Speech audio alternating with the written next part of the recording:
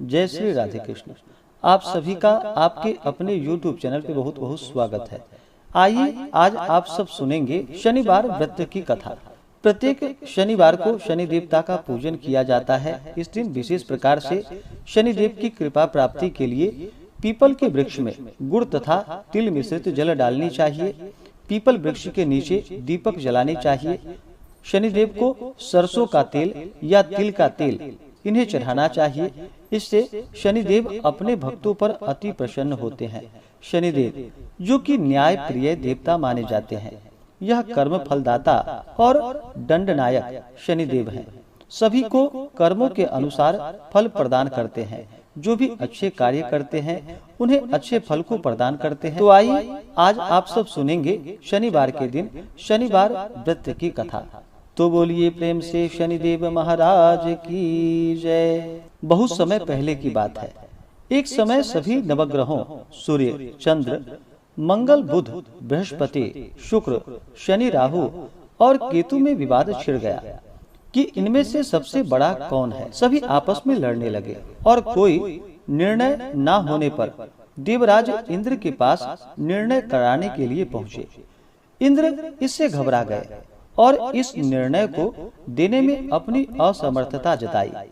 परंतु उन्होंने कहा कि इस समय पृथ्वी पर राजा विक्रमादित्य है, जो कि अति न्याय प्रिय है। वे ही इसका निर्णय कर सकते हैं। सभी ग्रह एक साथ राजा विक्रमादित्य के पास पहुंचे और अपना विवाद उन्हें बतलाया। साथ ही निर्णय के लिए कहा। राजा इस समस्या से अति चिंतित हो उठे, क्योंकि वे जानते थे कि जिस किसी को भी छोटा बतलाया जाए वह कुपित हो उठेगा।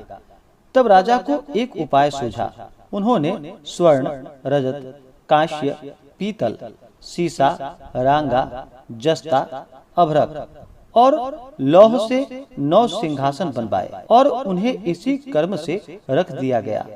फिर उन सबसे निवेदन किया कि आप सभी अपने अपने सिंहासन पर विराजमान हो जाएं।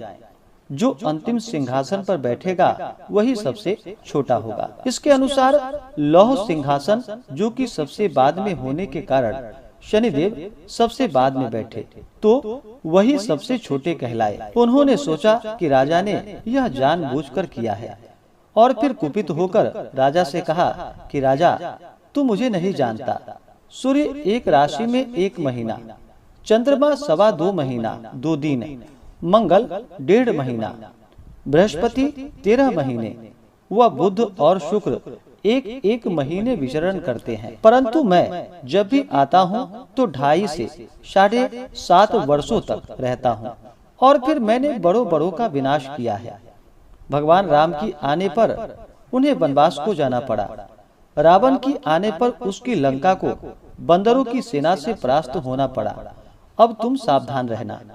ऐसा कहकर कुपित होते हुए शनिदेव वहां से चल पड़े। अन्य देवता खुशी खुशी वहां से चले गए। कुछ समय के बाद राजा की 7.5 आई। तब शनिदेव घोड़ों के सौदागर बनकर वहां पर आए।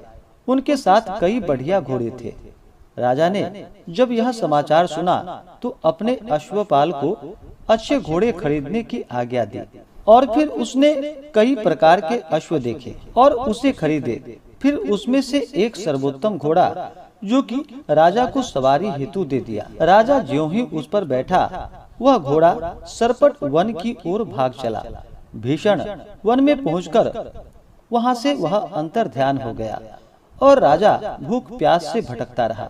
तब एक ग्वाले ने उसे पानी पिलाया। राजा ने प्रसन्न होकर उसे अपनी अंगूठी दे दी और फिर राजा अंगूठी को देकर वहां से नगर की ओर चल पड़ा। वहां जाकर अपना नाम उज्जैन निवासी बीका बतलाया। वहां एक सेठ की दुकान में उसने जल इत्यादि पिया और कुछ समय विश्राम किया। भाग्यवश उस दिन सेठ की बड़ी बिक्री हुई। सेठ ने उसे खाना खिलाने के लिए प्रसन्न होकर अपने घर को लेकर गया।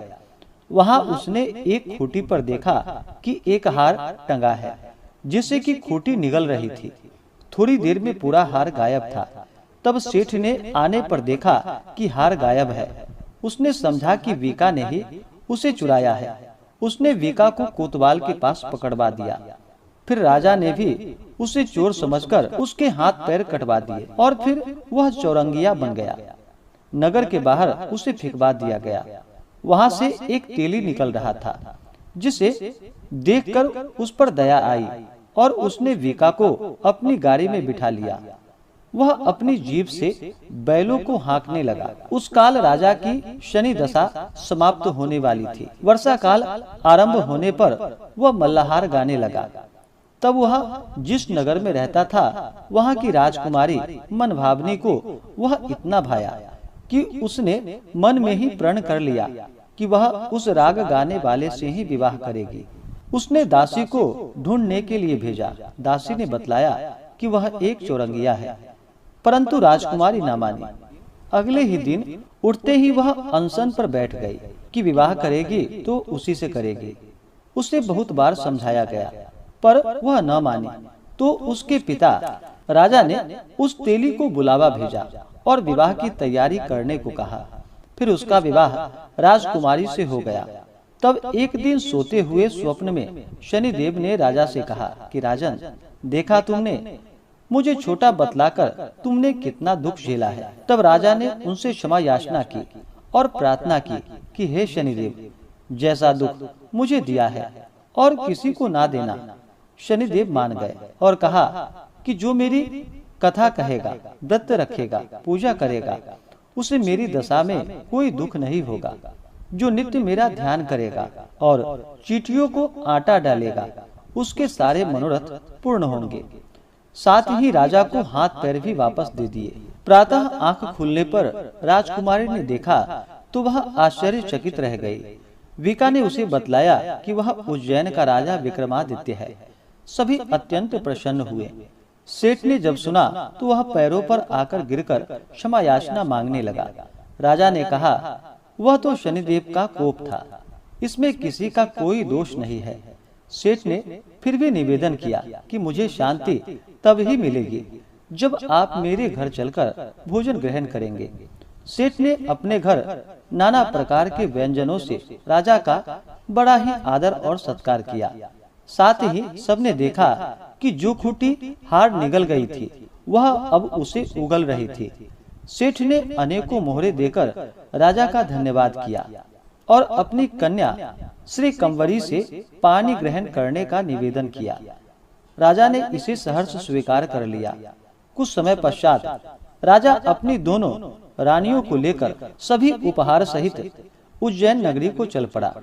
वहाँ पर पुरवासियों ने सीमा पर ही उनका स्वागत किया।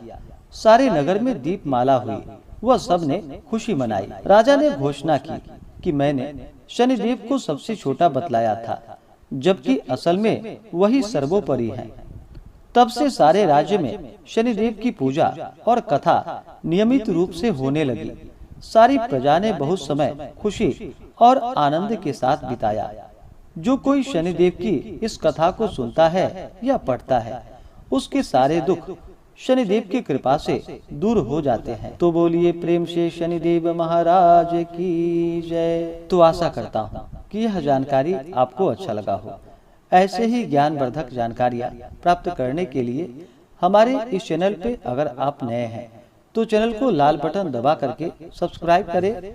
साथ में बेल आइकन घंटी को दबाएं ताकि मेरे वीडियो का नोटिफिकेशन आपको समय से मिलता रहे। वीडियो को लाइक करें, शेयर करें। सुखी रहें और स्वस्थ रहें। जय श्री राधे कृष्ण। धन्यवाद।